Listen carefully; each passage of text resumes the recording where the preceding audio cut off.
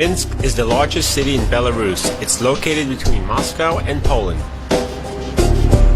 This was a battlefront city for World War I, which affected its development. World War II destroyed 80% of the city and it had to be completely rebuilt from scratch.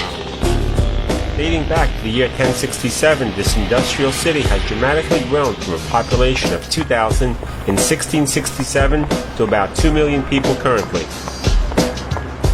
They say it is a republic government, but it's actually a dictatorship reflecting communism. The city is very clean and safe. People are friendly, helpful, courteous, and law-abiding.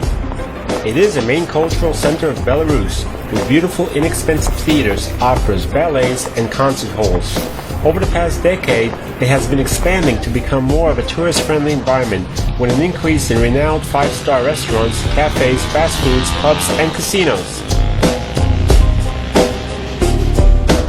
To get around, there is an extensive public transport system with a metro, tram, trolley, buses, trains, and taxis.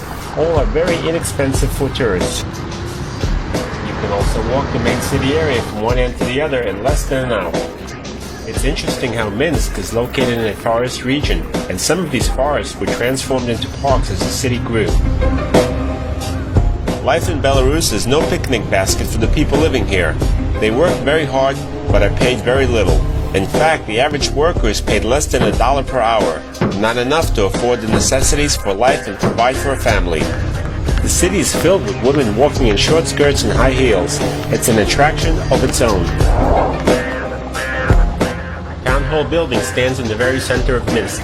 It's new. It was rebuilt from the original one that was here from the 18th century. Tourists like to come here to take pictures with the iron sculptured porcelain buggy. On weekends, this place is swarming with brides. Across the street stands an old cathedral of St. Virgin Mary. On top of the hill is the Orthodox Cathedral of the Holy Ghost Church. It was built in 1642, a religious favorite place for brides and grooms to take pictures. The cathedral has a working icon of the Mother of God. It was moved to Minsk in 1500. Legend says this icon was made by Saint Luke the Evangelist.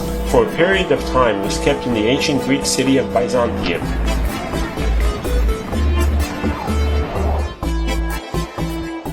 Independence Square is a typical Soviet square, formerly known as Lenin Square, with a huge government building and a huge statue of Lenin in front of it. It's guarded and tourists are forbidden to take photos of the building or statue. Also in the square is a pedagogical university, a 1908 red cathedral, and an underground multi-story shopping mall. Located below Independence Square is the city's new underground shopping addition, Stolika Mall. This is the best shopping center in downtown Minsk. A 4-story underground shoppers resort offers many selections and includes cafes and restaurants. It is very bright, it has a modern design, and a semicircular atrium to relax in. The only problem is the air conditioning in the warmer weather is not very good. It is a popular meeting and hangout place for younger crowds.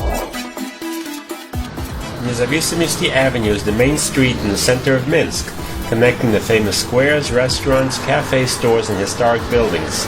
There's a lot of traffic along the street, and you need to pay attention to the crosswalks when crossing. If you should attempt to cross against the red light, you may end up paying a hefty fine. Also on the main avenue is the KGB building, built after World War II. Directly across the street is a long narrow park and a statue of Felix Dzerzhinsky, the first director of the Bolshevik secret police, the Cheka. This is one of the world's last remaining statues to the person responsible for so much bloodshed. Victory Square is a World War II memorial located on the main avenue. The round-shaped square with a stone pillar in the middle is a commemoration of the liberation from Nazis.